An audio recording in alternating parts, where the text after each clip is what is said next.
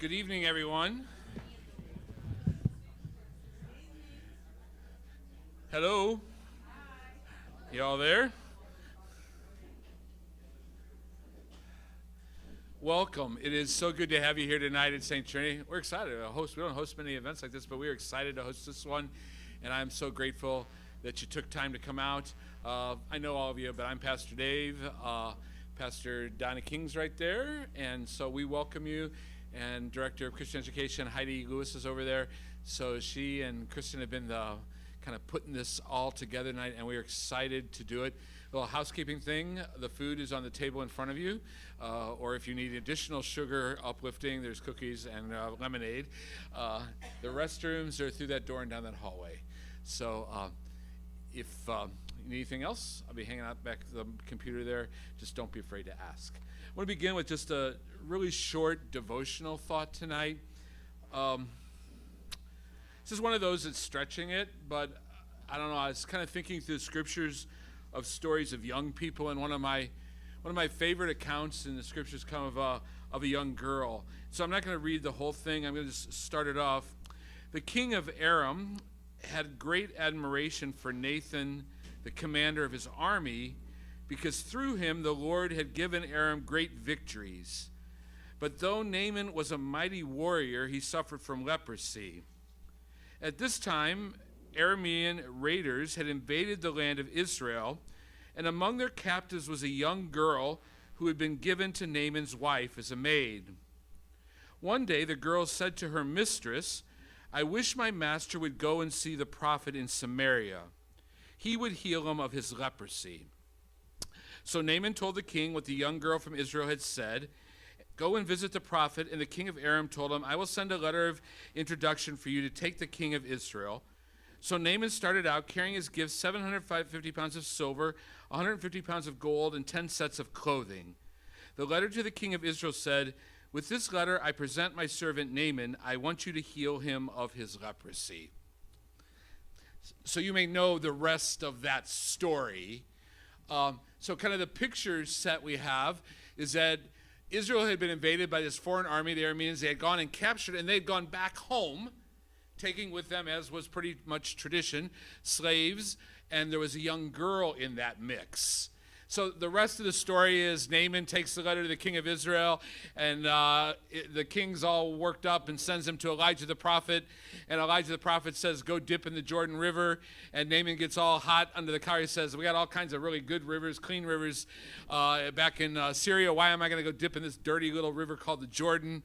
And his commanders finally convince him to go do it because it's an easy thing, and he's healed, and he rejoices. The thought that came to my mind was this young little unnamed girl is in so many ways like the young people that God has given and blesses us with to work with. She was a young girl taken out of her homeland, the things comfortable, even in this case, the people who loved her, and she was set in a completely different place, a different environment, a different set of circumstances. And she could have just crumbled and folded and fell.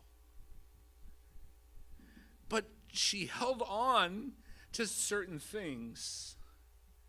She held on to her faith in Yahweh, the God of Israel. And even though she was far from home, she knew him. And she was bold to tell her foreign captor about Yahweh because she trusted that he would be the one to bring healing. And so as I think about these kids that God has given us, and most of us in this room will never fully understand the upheaval and trauma that has gotten them to this place. And yet we see in them this incredible blessing of I call it emotional intelligence, of compassion, and of faith. And it seems to me that God has such a great plan for them if we will stick with them, if we will listen to them and love them and encourage them and keep teaching them about Jesus. Any of you that have heard me go out and kind of, quote, sell what we're doing here at St. Trinity and the other places, will hear me say this. We're about one thing. Our goal is this simple. Our goal is that the children God entrusts us will become passionate disciples of Jesus. And that by the time they're out of high school, they will be disciple makers. And then I will often add the line, because I become convinced that they actually will become what God uses to restore and renew and revive his church in the West. And so it is a tremendous blessing. And all of us would probably say, and it is so hard and confusing because most of us have never done this before. And we are just keep on learning and loving and trusting that, just like God did for Naaman through the advice of a young foreign slave girl, will bring healing and hope and renewal and life. Will you pray with me? Dear Jesus, thank you for the gift that you have given us, the opportunity you have given us to work with children, not just children from other places, with children that were born and raised here, with children that live in this neighborhood, with kids that have completely different backgrounds. Help us to be faithful. Lord, give us your Holy Spirit so that we would have wisdom and that we would find the best ways to show them and share you with them. In Jesus' name, amen. All right. I invite Heidi up to introduce our guest speaker for tonight.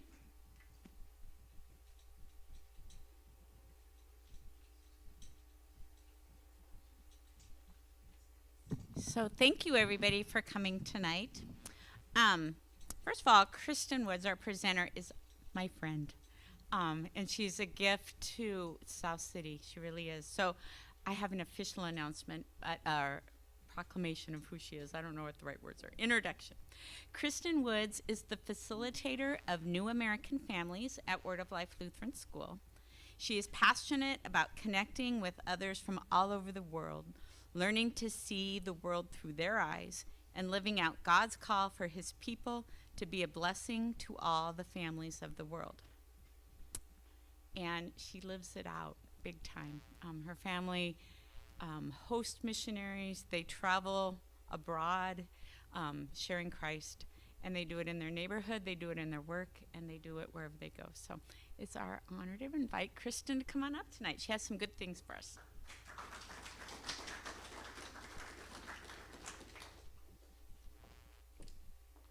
Good evening. Thank you guys for coming out tonight.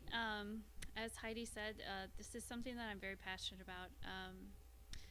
And God has prepared me in lots of ways over the years to bring me here to speak to you tonight. I've always been fascinated by the world. And I remember my daydreams as an elementary school student involved me looking at the world map in my planner and just imagining what it would be like to go to all of those places that were on the map.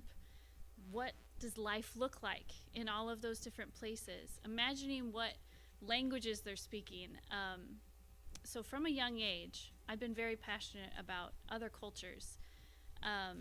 When I was 15, I had my first chance to travel abroad. I went to Guatemala, and I was struck with just how fascinating it was.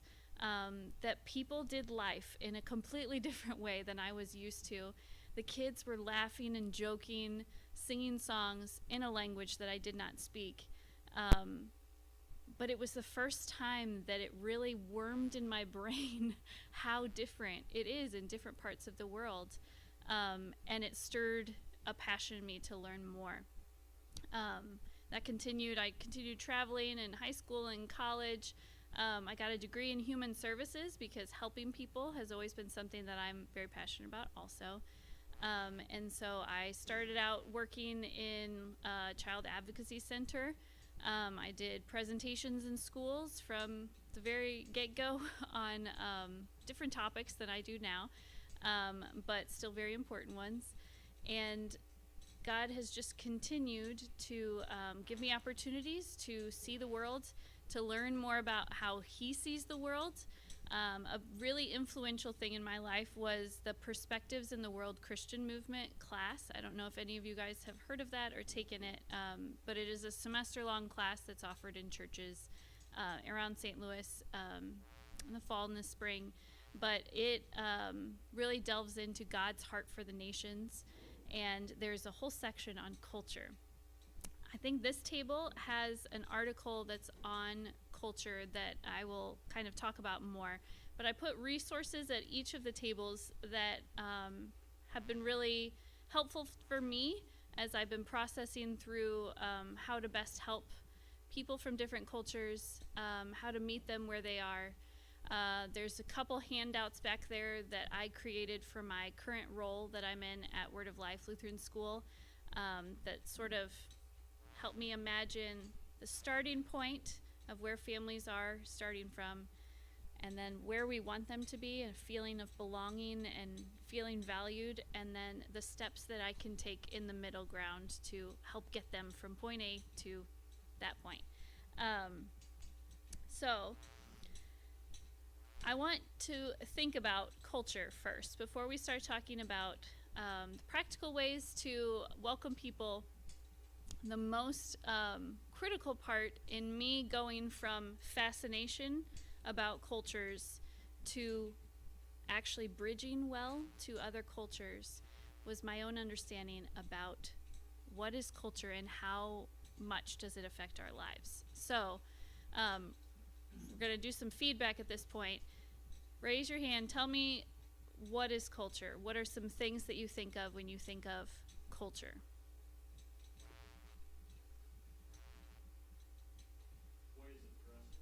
Yeah, dressing, foods.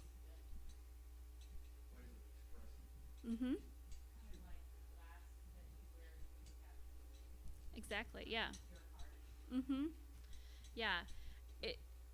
This article that is over here at this table is written by a Christian anthropologist named Lloyd Quast, and he came up with this model for how to understand culture.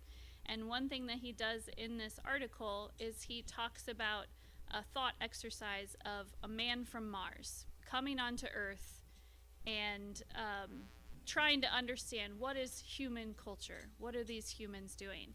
So the first thing that he would see when he came down from Mars would be the behaviors of the people that are doing things in the world. So imagine, for our sake, I work at Word of Life Lutheran School, so if I imagine that he drops on Eichelberger Road right at 7:50, right before school starts on a Tuesday morning, what would he see? He would see this weird procession of these metal boxes moving and stopping in front of this building, and these little creatures getting out with these little backpacks on. They're all dressed the same. He wouldn't really understand much more than just what he's seen, but thinking about it from, what does that look like? Okay, so then the little creatures are going in the building, the older creatures are driving away. So that would be the first layer of culture, is just the things that you see. They don't have any meaning attached to them yet. But when you delve down a little bit deeper, you start to think, well, why are all of these creatures deciding to do the same thing? It must be that they all think that there's value in that thing. So you go to the level of values of a culture. The next layer is values. And it would answer the question of what is best. So in our culture, we think that it's best that children are in school at going to school at 7:50 on a Tuesday morning. The adults are in these metal compartments because we have decided that we value efficiency. We value independence. And so the most efficient way for us to drop off our little creatures at school is by driving a car to take them there. And then thinking about, where do those people go after they drive away? Are they going to work, or are they going back home to do chores? Are they going to doctor's appointments? All of those things would kind of start to answer some questions about what this collective group of people think is the best use of our time.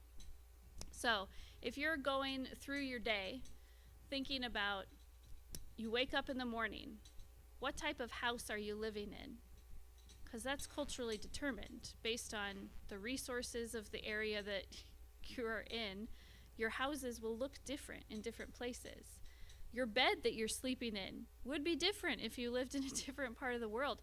Who is in your bed with you would be different if you were in a different part of the world. Maybe it's your children, or maybe all the females of the house sleep in the same bed together, but then the males sleep somewhere else. But what you're eating for breakfast, if you're eating anything for breakfast, that's still culturally determined. Why you're getting up in the morning, thinking about, are you getting up because you need to go to work? Well, what type of work are you going to in the morning? All of that. It starts to break your brain a little bit when you start to realize how pervasive culture is and how much we just assume that everyone knows what we're supposed to do, the behaviors that we're going for, the reasons why, what we think is best. We just assume that people are on the same page with us. So the first step of really being able to welcome people from other cultures is understanding your own culture. What cultures are speaking into how you live your life? And not just your own life as an individual, but your organization that you're representing, your church that you're representing. All of those can have little differences. I will say that I am not Lutheran. So when I started working at a Lutheran school, I realized that there were some assumptions that were being made that I had no idea what they were because I didn't grow up Lutheran. So it was a little bit of an adjustment, but not nearly as big of an adjustment as some of our families who move here from across the world that didn't go to an American school when they were in school, but now their child is in an American Lutheran school. So it's a specific subculture. So understanding your own culture is the first step. Understanding what culture you are trying to welcome people into. So in the different layers of culture, there's behaviors on the outside. Those are the most visible. How people are dressing, the foods that you're eating, those would all be in that outer layer. And the values goes a little bit deeper. We can all make assumptions about the basic things that we value in American culture because they're common enough. We value efficiency, we value punctuality, but even those definitions can be different in different cultures. So it can be really tricky. And again, it can really break your brain when you start to think about all of the ways that culture affects you. Underneath our values layer is our beliefs. And those would be not just what do we as a culture think is best, but what do we think is true? And this is where you start to have a lot more differences with your neighbors or people who live across the street. You can be doing the same behaviors and thinking values are in common enough. But once you start to get to the values and the worldview is the very heart of it, and that boils down to like the most core beliefs about humankind, like why are we here? But all of those kind of operate from the core, working outward, and then influencing the core, going back in. Does anyone have any questions about that? No, I hope it's just a seed that's planted in your brain, really, and it will continue to worm in your mind and make you think about culture and how does that affect me. So, who has been outside of the United States? Okay, a lot of us. who all has lived outside the U.S.? I know we have a few people here. Okay. So think about a time when you were somewhere and you didn't know what was expected of you. You didn't know what behaviors you were supposed to be doing. When you go to another country, it can be a lot more obvious in some of those things. Where do I get food? Where do I go shopping? Where do I call 911 if there's an emergency? Who do I call if there's an emergency? It can be very unsettling to go somewhere and not have those things that you just rely on. So when we're thinking about our experiences, that prepares us for welcoming people from other experiences. And we start to be able to see the world a little bit from their perspective.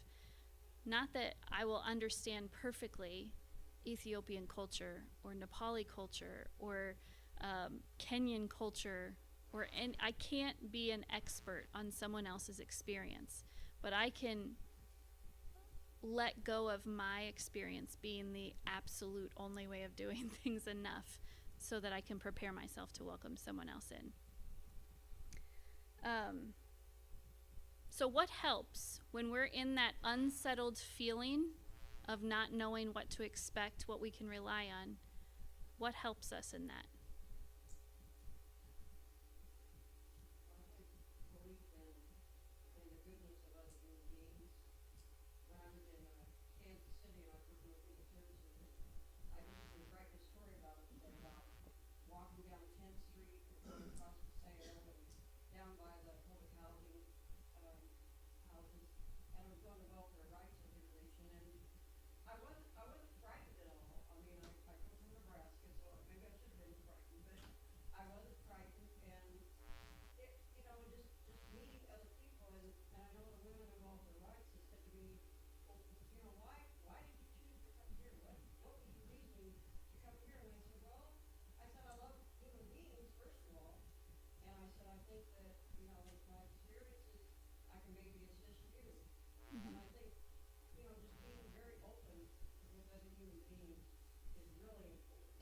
Yeah. Just like you said, learning about the culture. Mm-hmm. Yeah. I think that a guide, in that situation, you were a willing guide for helping those people. And I think that, like, when you go on a more orchestrated trip overseas, maybe a mission trip or something, you have a guide with you explaining, this is where you need to be, this is who you call in emergency, and they make it very clear to you what is safe, what is not safe, how to communicate. And so when people are coming into our country, the kindest thing we can do is be a guide, be willing to clearly communicate those things, the basic necessities, because it is very difficult to try and figure it all out on your own. We moved, after I took that perspectives class, we joined a team in South City. So we moved from St. Peter's to South City to learn how to do outreach with immigrants and refugees. And I remember it was kind of set up as almost like a mission team overseas, except locally in a diverse area, so we could get that experience of what it would be like to find out who we're going to be reaching out to, who has the Lord placed around us, and then figure out how to form relationships with people that are very different from us. And I remember we moved into the Bevo Mill neighborhood on Osceola Street, very close to St. John's, and we had, I remember thinking, like, what people group is the Lord going to bring, like, into my life that I can learn everything about their language and their culture. And then when we met our neighbors, we had Nepali neighbors on one side, we had Mexican neighbors on the house next to us, we had Iraqi neighbors in the house after that, we had West African families, Ethiopian families, Nigerian families, African American families, and white families all on our street. And I remember being so overwhelmed by the diverse community that the Lord has all brought together in St. Louis. And how can you be an expert on all of those people groups and know exactly how to switch between cultures all the time in that way? And it was very overwhelming, because again, if we were moving overseas, we would be learning a people group and trying to figure out how to do life there. The friends that we moved to South City with are now overseas in Turkey. And so we've gotten to experience a little bit of what life is like through their eyes, trying to integrate into a society without knowing the language or the culture, what to do with your kids, putting your kids in a Turkish school where you don't speak the language, has set me up well in my current position. So, in the U.S., we tend to make some assumptions about what we expect people to know when they come to us for services, whether it's a ministry, a food ministry, a children's ministry. We feel like we can assume some things based on them being here. We assume a level of fluency generally. Even if we know that they don't speak English, it can be hard to actually figure out how to navigate around that. And we can sometimes think, oh, well, they still value a lot of the same things we value, just in a different language or just with different clothing. But again, culture infiltrates so much more than we really think about. So it's good to simplify things a lot. We want to understand their culture, but the kindest thing that we can really do is clearly explain our own culture that we're welcoming them into. So on your paper, this is like my formula that I have come up with. It's the bridging methods that I do over and over and over again in my job. Specify the desired behavior. 2, say why we value this behavior. And 3, simplify the language and the verb tense. And then 4 is repeat. And you can apply this to all sorts of different things, whether you're inviting a family to church service, or whether you are wanting kids to participate in an after-school program. All of this over and over again. Whether you are, I've been contacting families at school to do financial aid scholarship applications. So clearly communicating what I'm trying to say, simplifying it as much as possible, building that habit over and over and over again can build your trust with these families, that they know what they're walking into. It's very unsettling to not know what you're walking into. So if you can give them the knowledge so that they can be aware of what they're walking into, it is very good. And just kind of breaking down those a little bit further, I have on your handout guidelines for language modified communications with parents specifically. In a school setting, there's a lot of effort to make sure that all the parents know that you're educated, and so we word things in educated sounding ways, but those vocab words are not ones that are common to learn when you are first learning English. So one of the things that I do in my job is I modify communications that are sent out to parents. There's the 4-page long version that the principal sends out to families, and then I condense that into 3/4 of a page with just the essentials, taking out all of the extra things that are really unnecessary. And I send that out in a text version to our parents. These are 2 of my parents here, and they have received those text messages. So no specialized vocabulary. That's a big one in schools. We have a lot of specialized vocabulary in schools. Yes. So specialized vocabulary, a lot of you guys are in church settings. Let's see. Fellowship time. Let's see, what other events might you have? An Advent service or sanctuary. Yeah, a lot of those things are very specialized vocabulary that people will learn over time, but they're not going to know it right off the bat. Communion, even, they might know the concept because they're believers in all sorts of different languages, but the church words are not the same in all of the languages. So let's see. I'm trying to think of other specialized vocabulary. Yeah.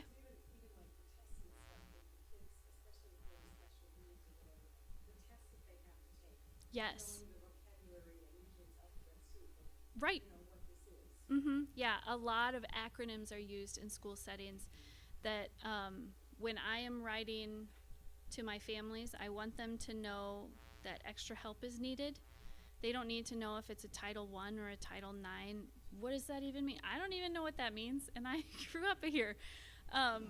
So communicating the essence of what those things mean in the simplest way possible. Taking out that specialized vocabulary. I know that one big example of this, Word of Life does a musical every other year.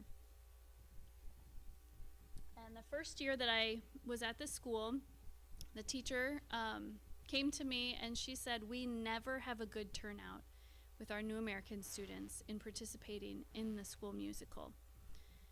My first question was, has anyone confirmed that they know that vocab word musical and what that means?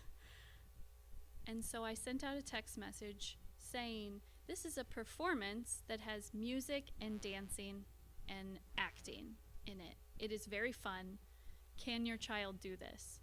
And we had nearly 100% participation that year. And all it was explaining the vocab word that was being thrown around like everyone should know that it is what it is, but it's not common knowledge until you learn it. So no specialized vocabulary unless absolutely necessary.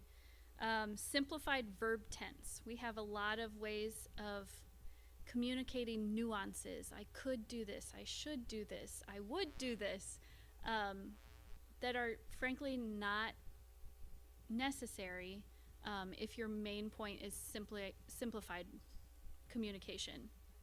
So clear past, present, or future tense verbs with no helping verbs. No acronyms. I know that LACE is one for the schools. LISA, which doesn't really mean anything if you don't know what it means. No idioms.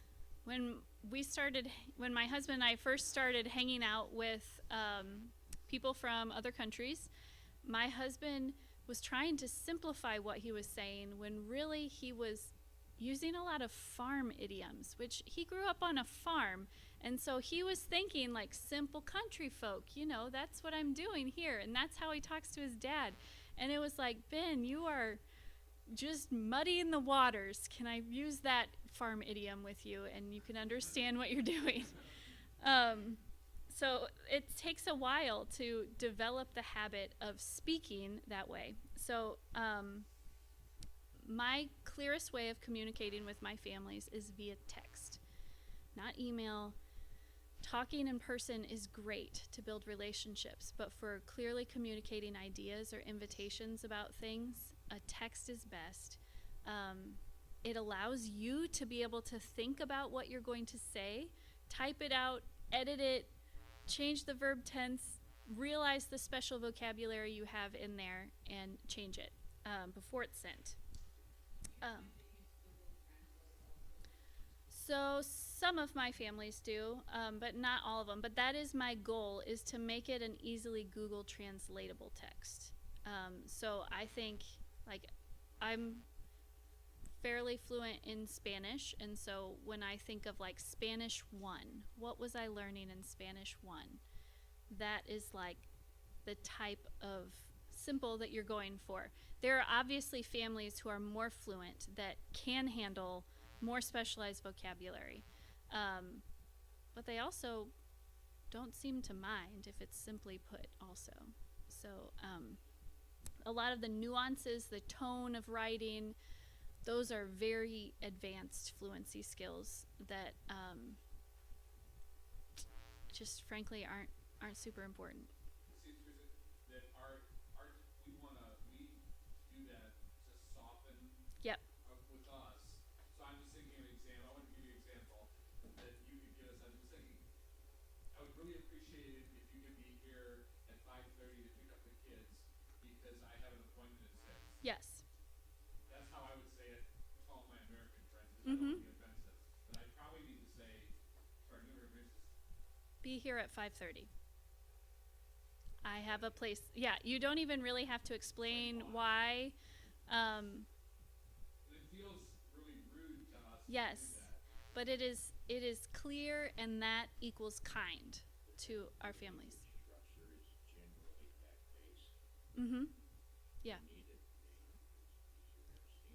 Yes.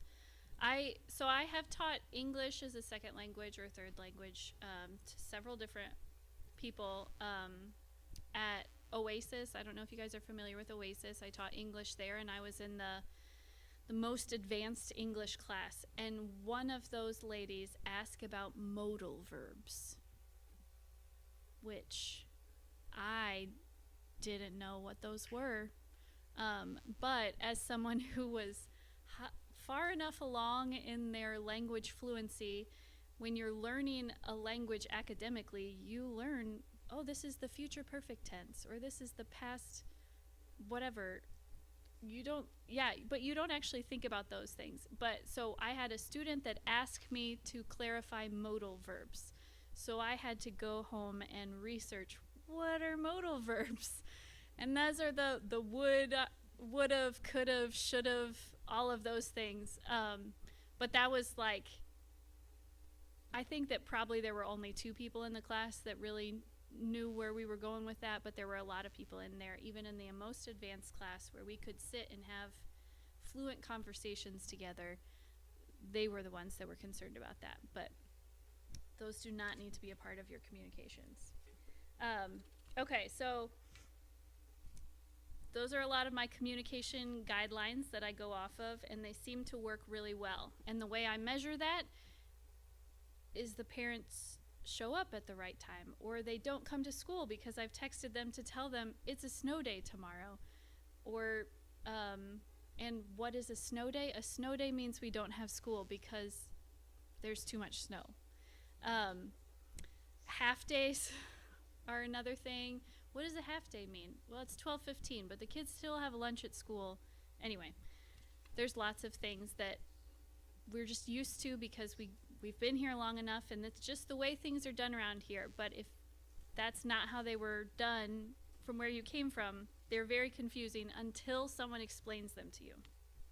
Okay. Nonverbal communications are also something that's culturally learned. Not everywhere does shaking your head mean no and nodding mean yes. In some places, it means the exact opposite. In some places, it's considered considerate to make eye contact with people. In other places, it is rude to make eye contact with people. So it's good to be aware. Again, it doesn't mean you have to be an expert on every culture and know, like, really fast, that person looks like they might be from this place, so I could maybe assume that they're going to make these facial expressions. Don't worry about that. Just know when you're interacting with someone from a different country that not all of their nonverbal cues are going to look the same as what you might assume they should. I know that has come up in school with assumptions about what an involved parent looks like. Varies in different cultures. In some cultures, it is considered rude to ask questions. Or for a parent to ask questions of the teacher, it would be like you're standing over the shoulder of the plumber when he's working on your pipes and questioning everything that he's doing. So there are some cultures where it is considered rude to ask a teacher questions about your child because it would be like stepping on their toes. Again, it doesn't mean we need to know exactly who all that might be, but just having an awareness that maybe I should assume that this is not a good or bad thing, it's a cultural thing. And like come to understand that people just do things in different ways. Okay, so we're going to move on to part 2 of this. So that was kind of my basic primer on culture and seeing how we apply those to adults, parents of the kids that we're working with. Now we're going to talk about our cross-culture kids. So we have the parents who come here, they bring their kids, maybe they have kids here, but for whatever reason, a kid is growing up in a household with parents from different cultures. The definition of a cross-culture kid is anyone who has meaningful interaction with more than one culture before 18. Third cultures kids, I don't know if anyone has heard that term, are one subcategory of a CCK. I'm just going to use the acronym CCK, which means cross-culture kids. But there are many others. So some examples of cross-culture kids would be traditional third culture kids. So that would be a kid who is from one country, so their passport country is different from the country that they're living in. That could be a missionary kid. My friends that are in Turkey now, all of their kids would be considered third culture kids. And that just means the child is not quite growing up in the same culture that their parents did, but they also don't quite fit in totally with the culture of their community that they're in. So they have a third culture that they're working with. Domestic third culture kids, so maybe that would be someone who just moved around the country a lot of times and they're living in different subcultures in the country. International adoptees, children of immigrants or refugees. So again, whether they were born in their parents' passport country or whether they were born in their new country, again, they kind of fit in that in-between. Children of minorities. So if my family, very Caucasian, moved into a Hispanic part of town, that would be, my children would be cross-culture kids in that context. Educational cross-culture kids, maybe kids that are in boarding school in a different place. Children of borderlanders, so they live right on the edge between different countries, and so there's a mixture of cultural influences that's happening. Mixed heritage children, maybe they have one Mexican parent, one European descent parent, so they would have multiple cultures speaking into their experience. So after hearing that definition and the examples, would anyone here consider themselves a cross-culture kid? Yeah? And then we have a couple back there. Okay. So you are a cross-culture kid. I saw one hand raised here. Yeah. Okay. Do you want to share more? Or? Okay. Yeah. So, let me get to my next page here.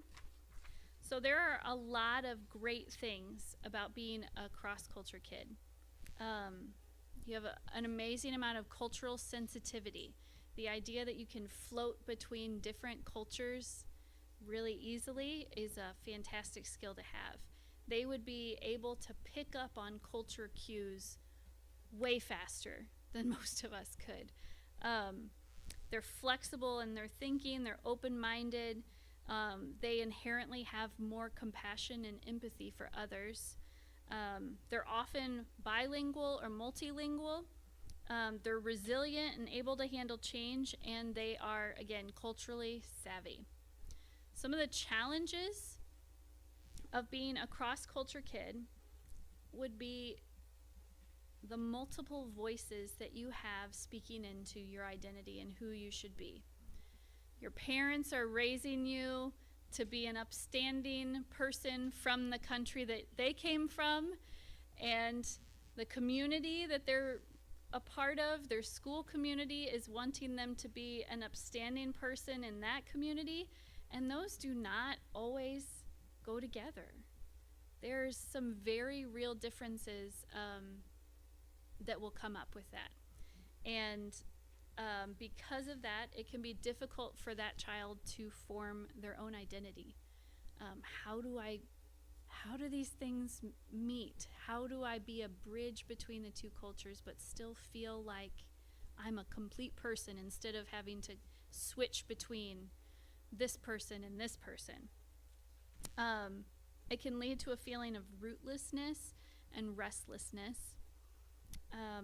There can be unresolved grief and many losses. Kids that have this cross-cultural background will have just more little t traumas, and we'll go into that more, than a child that is raised in the same cultural community as their family.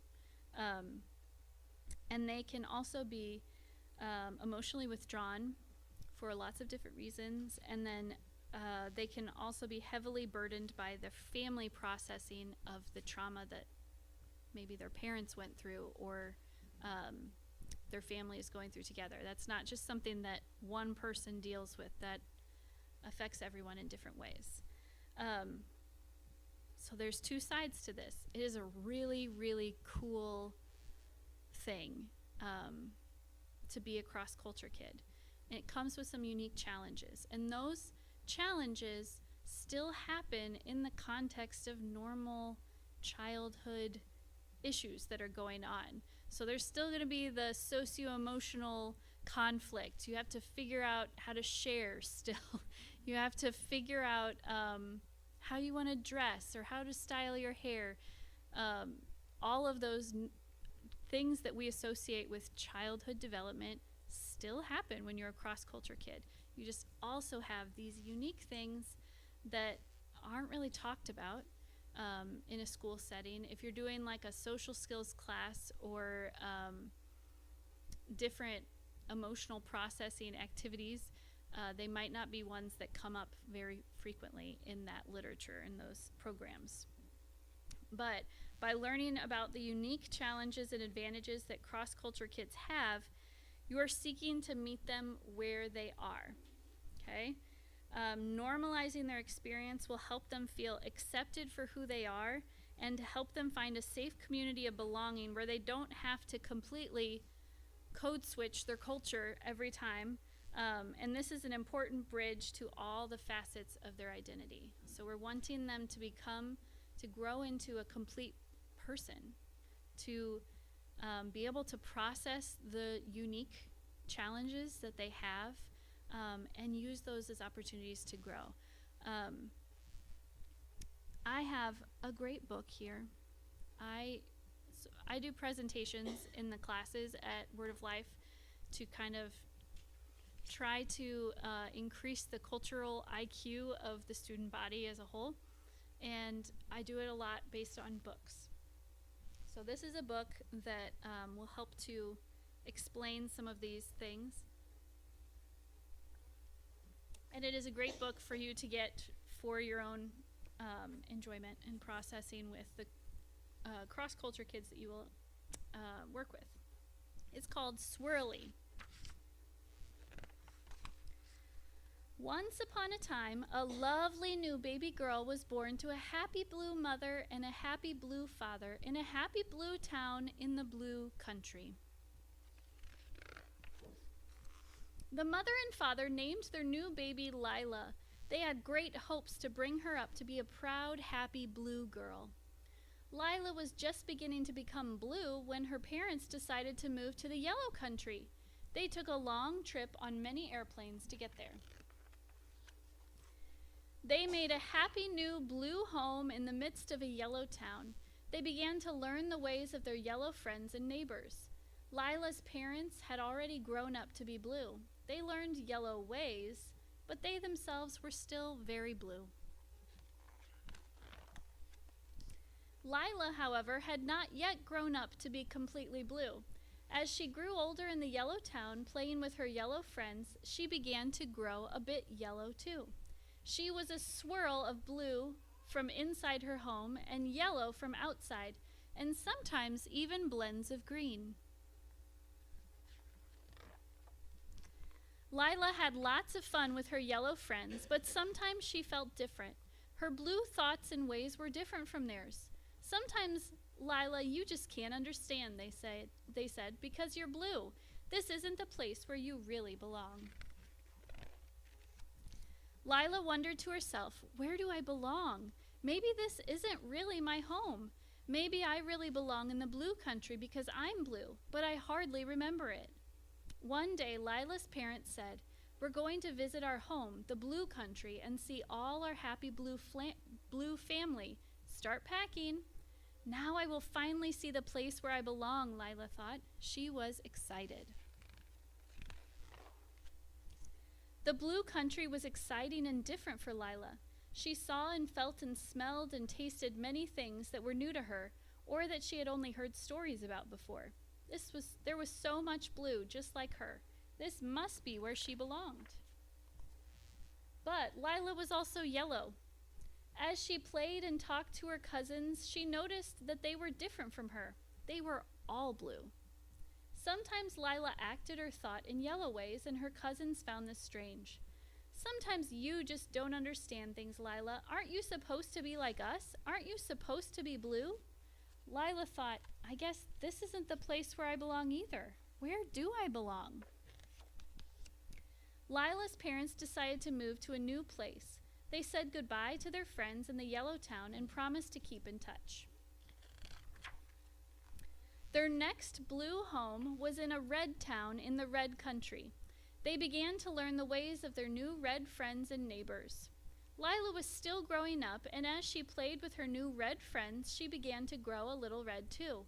She was becoming even more swirly. In school, Lila made a new friend who wasn't all red. Daisy was swirly just like her. She had orange and green and purple and red. Lila understood a lot of the things about Daisy, and he understood a lot of things about her. He knew what it was like to want to belong somewhere too. They became very good friends. One day, Lila went to Daisy's house after school to do homework and to play. Daisy had told her that his mother was swirly too. Lila had never met a swirly grown-up. While they were doing homework, Daisy's mother came to check on them. Mom, said Daisy, we have a question for you. Lila nodded. What's that? Asked Daisy's mother. Did you ever wish you could belong somewhere? Asked Daisy. Daisy's mom smiled and said, I did, but I don't have to wish anymore because now I know where I belong. Really? Asked Lila. Where is that, and how did you find it? First of all, said Daisy's mother, you should know that someone very special and powerful is swirly too. Can you guess who it is? Lila and Daisy shook their heads. I'm talking about Jesus, said Daisy's mother. He left his first country and family in heaven to grow up in a country on our earth. When he was very little, his earthly family moved to another country on earth, and then back to the first one. Now he lives in the hearts of people in every country of the world, and all their colors are a part of him. Being swirly like Jesus is a special blessing. Being swirly sometimes helps us understand people in ways from all colors of countries better than people who have grown up to be all one color. So, if you're red or yellow, blue or green, or maybe every color in between, where do you belong? Right next to Jesus' heart. That's where. So that book kind of helps to further explains some of the identity issues that can be common in cross-culture kids, but it also shows the hope of them finding their true identity in Jesus. And that is all of our hope, that they will find it. But one of the things that really helped Lila in this book was recognizing that she belonged to a community of other cross-culture kids. So that's why I think that it's such a great thing that Homework Help here at St. Trinity is a group of cross-culture kids all hanging out together. And there's a lot of dignity and identity that can be found in putting a label on where they belong. You are a cross-culture kid. It's different from I'm an immigrant kid or a refugee kid or a new American kid or anything like that. There's the label that their parents might find applies to them that's just different for a child. So you will find that cross-culture kids are kind of operating between the two cultures, their home culture and the community culture. And you have a lot of those voices speaking into who they are. All of those differences about nonverbal cues would apply to cross-culture kids, but differently maybe than their parents or their community. A lot of those things you don't really teach your kids. You nod your head to mean yes. You shake your head to mean no. You just pick up on it. And so cross-cultural kids will pick up on those things, but not always in correctly applicable ways. So when you're working with kids, a lot of the things that I was teaching about not making assumptions about what they know or don't know can be really helpful when you're talking to kids too. Explaining why you're doing something. There's a lot of references that we talk about with kids that cross-culture kids may not have those anchor points for all of the different fairy tales or all of the different fables that we just assume kids know.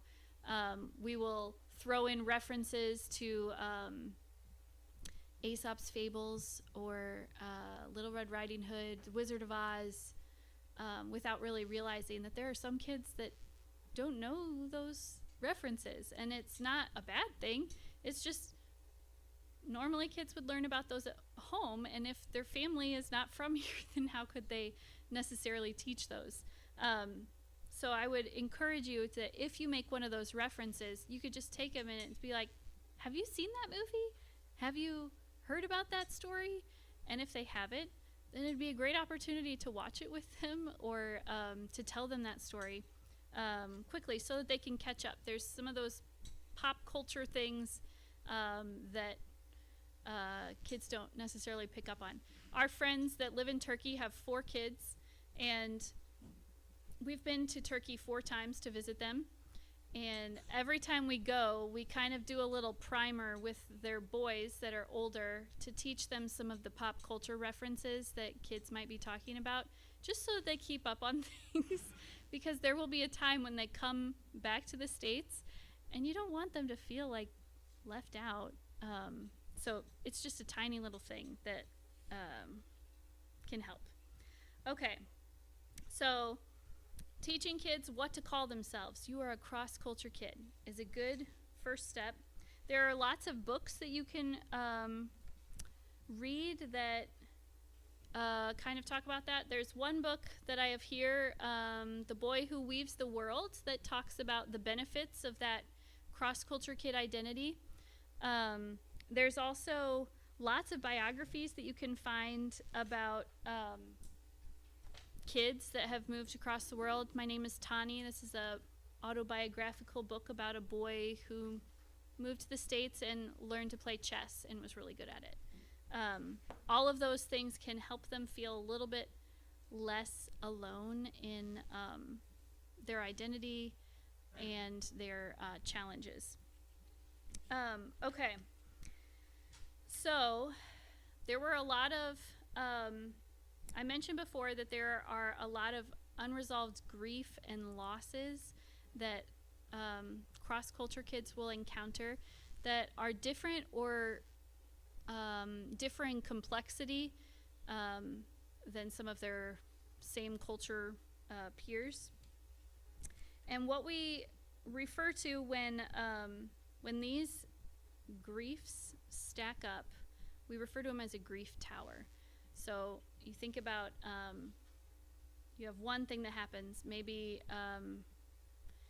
you're just sad and tired of feeling like you have to translate for your parents all the time. That's a loss that kid has to experience. It's also a totally reasonable thing, and is a common thing that has to happen, but it's tiring. And so that could be a block that they are stacking up on their grief tower. They could have just the idea of, I could have been living somewhere where I didn't have to try so hard to fit in. That's another block in their grief tower. And these things will stack up, and if they're not dealt with in their childhood, if they're not processed, it can lead to a collapse of the blocks in adulthood. And so what we want to do is to acknowledge with these children that I see the struggles that you're having. I see the challenges, and I want to listen when you tell me about that. So I have a few different activities to help kind of process through these things. So the blocks in the grief tower, examples of these could be a loss of friends. Maybe if you have to move from one place to another, if you had to flee your country, there would be lots of losses involved with that. Loss of lifestyle, intense moments of fear, whether that's a real feeling of fear or whether it's a perceived feeling of fear. Like, you can walk down a street and feel afraid even if there's no signs of danger. And so sometimes just the unsettling nature of moving from one place to another, there can be feelings of fear that can add up. Anxiety or depression can also become a block on the tower. And then family crises, divorce, sickness, death in the family, all those things would definitely add a block in the grief tower. So these things can happen to the child or any member of the family. Parents may have their own unprocessed grief that can influence the family. And when we think of these things, remembering all of these factors have cultural implications also. So it's not just a divorce, it's a divorce plus all of the cultural interpretations of what divorce would look like. Or it's not just a death. Now we're looking at the different grieving rituals that come from different parts of the world that can affect a child's experience. So I have another book that talks about, let me look at my time here, 8 o'clock. Okay.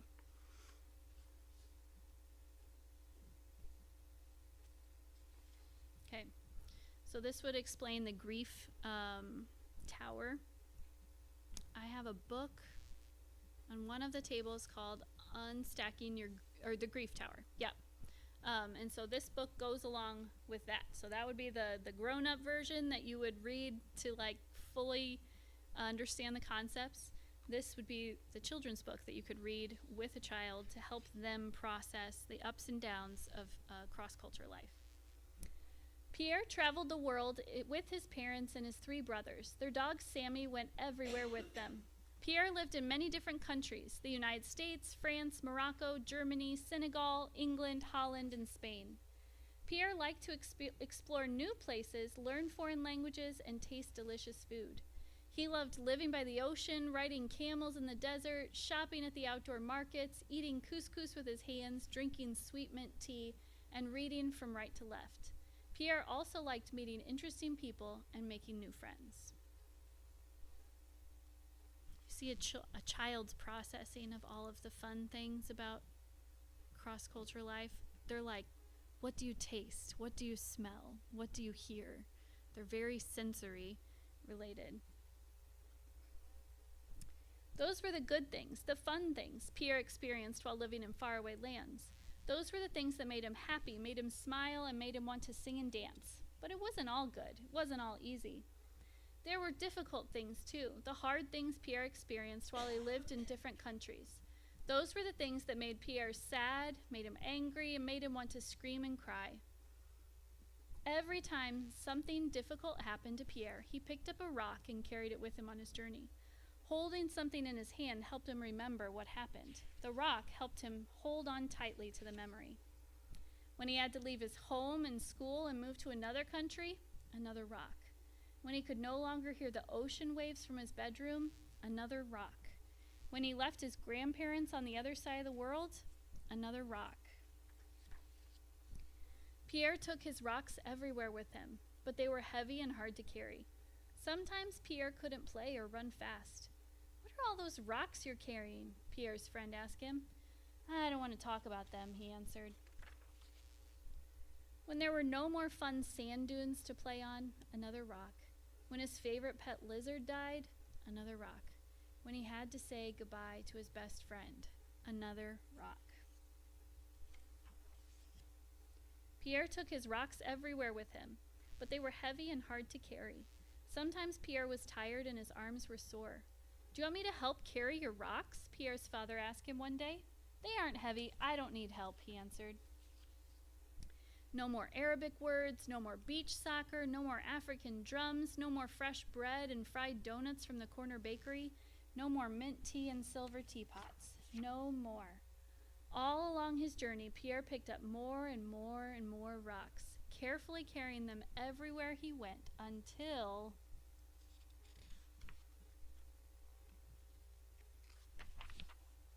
Crash, boom, bang, "My rocks are falling!" he screamed. So that would be literally a meltdown of some sort. Yeah. His father and mother heard the loud noise and came running. "Do you want to talk about your rocks now?" his mother asked. Pierre nodded. "You've gone through a lot, and you've been collecting rocks along the way. Each one tells a story," Pierre's father said, "good ones and hard ones. If we don't pay attention to our rocks, they start to stack up, just like your tower. Today your tower got too tall and too wobbly, and it came tumbling down," Pierre's mother said. "Now it's time to look at each of your rocks. We'll be here with you, and God will help you too," Pierre's mother said. "You can draw a picture of what you remember, or you can write a story about what happened. It may hurt and you may cry, but that's okay. Looking at your rocks is hard and takes courage." Pierre took time with his parents to talk about each of his rocks and to tell their stories. Then they prayed together. "God, thank you for the good things, the good stories in Pierre's life. And thank you for being with him in the hard things too, the hard stories. We give you each of these rocks, each of these stories, and ask that you would help Pierre to trust you and feel better." It wasn't easy for Pierre to talk about his rocks, but it felt like God was lifting them out of his hands. Pierre felt better, lighter, and freer. "Can I keep my rocks?" Pierre asked. "Of course," his mother said. "Your rocks will always be important to you. You can keep them and remember their stories, the good and the hard parts, whenever you want to and need to. Your rocks can help you remember what God did in your heart today." Pierre picked up a rock. It said Omar, the name of his best friend he had to leave in Morocco. He placed it on his desk and smiled. "Mom, can I go out and play with my new friend Jonathan? I can run fast now. I don't have to carry my heavy rocks anymore. God is carrying them for me." So these things that I'm going to give you, these activities that we're going to walk through, they're not counseling sessions. These are not, these are dealing with the little t traumas that these kids will experience. For anything that comes up in this processing that is a big T trauma, you bring in a counselor for. I don't know if any of you guys are actual professional counselors, but There's a place for that, but there's also a place to just intentionally talk about the good and the hard things that we've all been through, and to make it a habit of talking about these things with the kids so that as they're growing up, they're not creating this huge, unmanageable tower of grief that's going to just collapse one day. But if they take the time to process things incrementally over time, it can help them to be a much healthier adult, so that they can thrive in the strengths of being a cross-culture kid and not being weighed down by the challenges. So the first tool that I'm going to explain is called a life path. I don't know if any of you guys have ever done something like this. All you need for this would be a piece of paper and crayons, colored pencils, markers. And what you do is you create a visual representation of their life. So you could anchor it with specific places, maybe a certain house that they lived in or a city that they were in. And you can have them, you can either just draw little shapes like squares for those different milestone like anchor points of places. And then you can start to talk about anything that happened in those places that was good or was sad. And you take note of both of those things. So by the end of it, you would have a basic overview of their life, where they have lived, the different people that have been involved in different places, friends that they've had, and you can start to add in hard things that have happened. What blocks have you picked up along the way? And this is something that is not just it doesn't just need to be a one-time thing. You can start it one time and then come back to it a while later, and it starts to bring some order to in their mind about the different journey that they've been on. And then as we start to take note of anything that's hard that has come up, we can circle back to that another time to address those specific rocks. Another activity, this is also, the life path is also a really good thing to be able to show their parents and bring in their parents' journeys as well, so they can see how all of it comes together. Next activity involves Jenga. So it is Grief Tower Jenga. This would be done in like a group setting, a small group though, maybe no more than 5, I wouldn't think. So you would set up Jenga, and then you would do the normal Jenga rules where you remove a block, but instead of placing it on top, you're going to place the blocks in front of you as whoever's going. And when you take one out, you say a time when you felt scared or hurt or frustrated or angry. So you're identifying an individual grief tower block and putting it in front of you. And eventually, this will fall, and each person will have a little stack of their grief tower in front of them. And after you've done that part, you can start talking about how our grief towers stack up in front of us, and it's a lot easier to deal with them individually than waiting for it to fall over and crash everywhere. A lot of these things, they're visual applications of some deeper things that are going on, but you're doing it as a child-appropriate level as opposed to a formal counseling session or something like that. So yeah, there's a difference between the tower falling over and making a big mess and when you purposefully deconstruct the tower, which feels better. And compare that to what happens when a grief tower falls over versus an intentional unstacking of the tower. The goal of these activities is to integrate regular processing of their story and their griefs and emotions within the context of normal life. This is not like all you would be doing. It shouldn't feel overly grave or heavy. They're just little snippets of time integrated with games and homework and craft activities. But it would be a way to set up a pattern of a little bit of emotional processing of some of the things that they've been through. And then once you have identified some of those individual grief tower issues, you can start to address those individually. And there's on your paper, on the last page, there's some questions about unstacking individual grief blocks, processing questions, and you would integrate these with other activities. So you could do an art processing thing where you pick one block of your tower, you have them draw some circles and look at an emotions chart and assign each emotion a color. And then you decide, I'm just going to think about this one instance, this one grief block right now, and I'm going to color in all of the different emotions that I felt. So maybe red is mad. So I was really mad, so I'm going to do like 2 of these whole circles just red. And then there was a little bit of fear in there. There was a little bit of disappointment.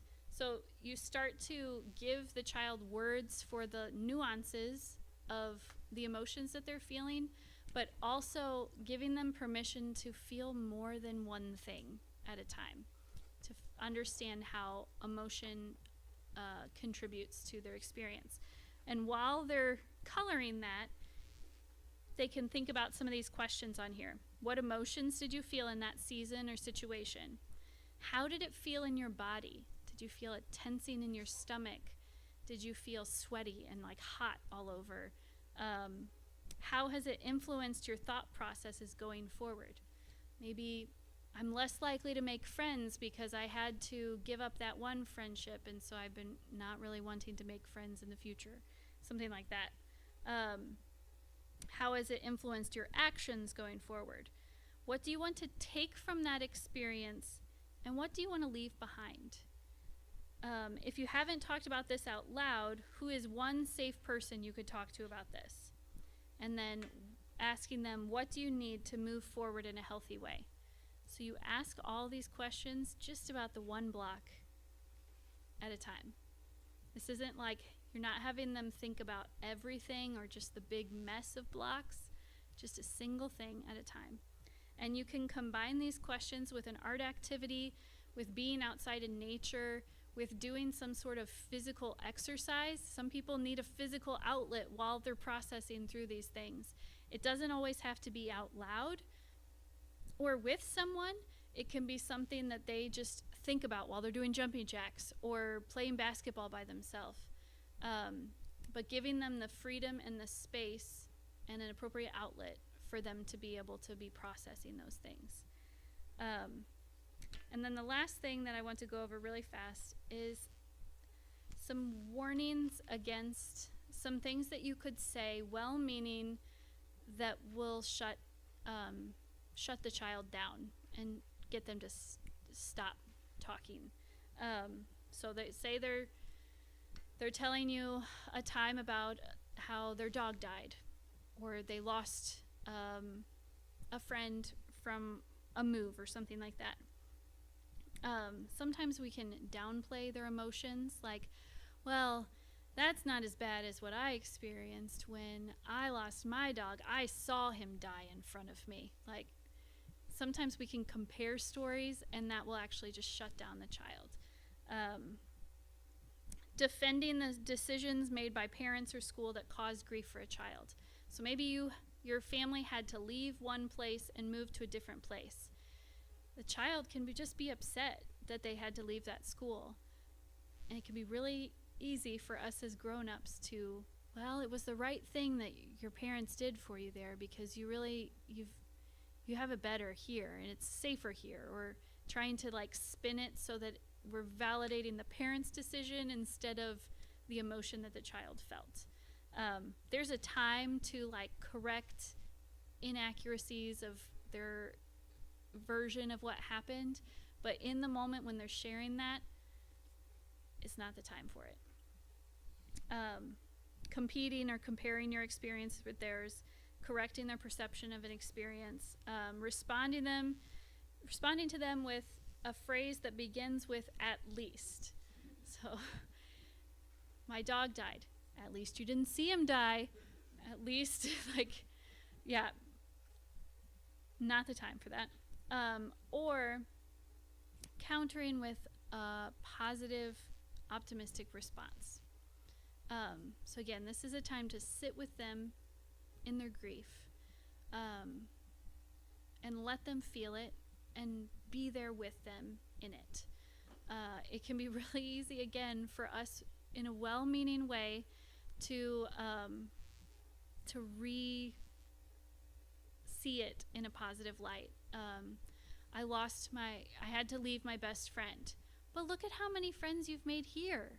Like, it's not the time for it.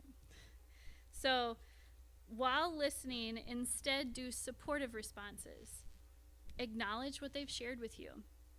There's a practice called reflective listening where you're basically repeating back what they said and how they felt about it. It made me really sad when I lost my dog. I can see how it would make you really sad when you lost your dog. That would be a reflective, validating response.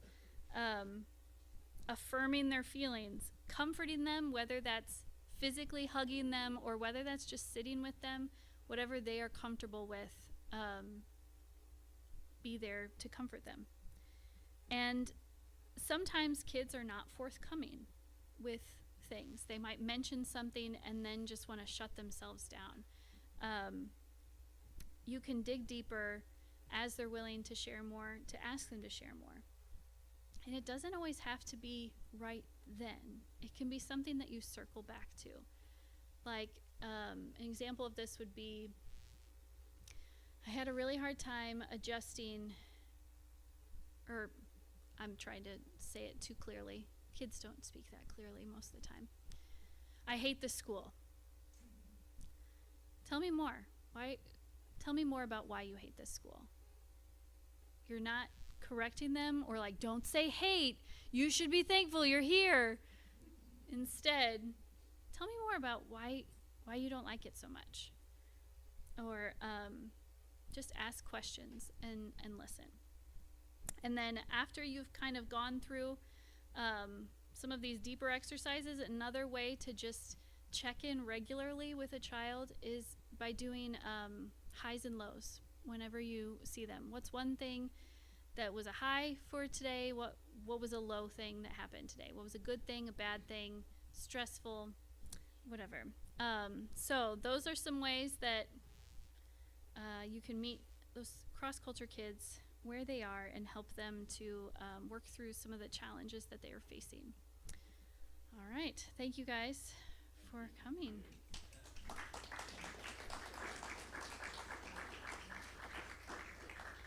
Thank you so much, Kristin. I want to honor your time, but I also have a quick question or two real quick.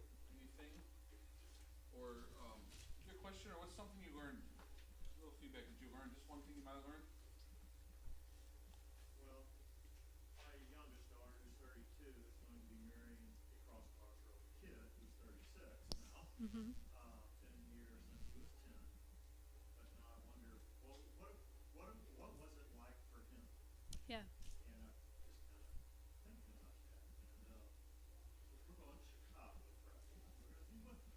Mm-hmm. I can't be quite spoiled. Yeah. I think it'll be interesting.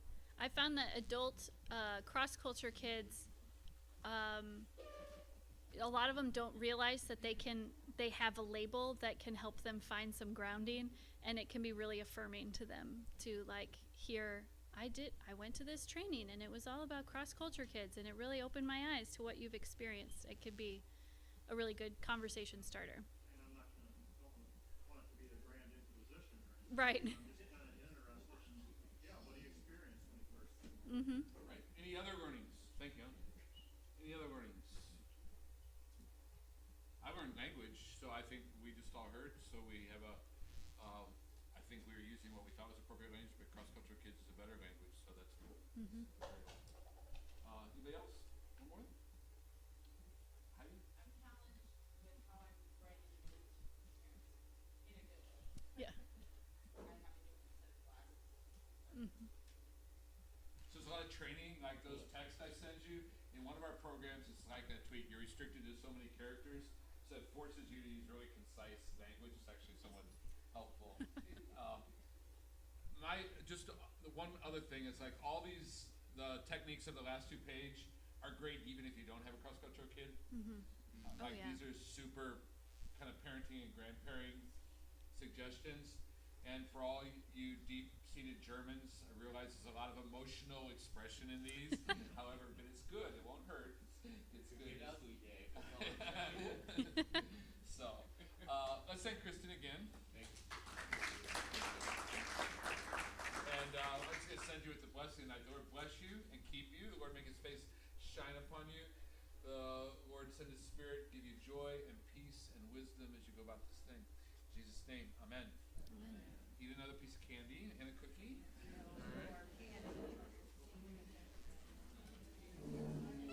And tomorrow night, reminder, is family pizza night, 5:30 to 6:30. The food just continues.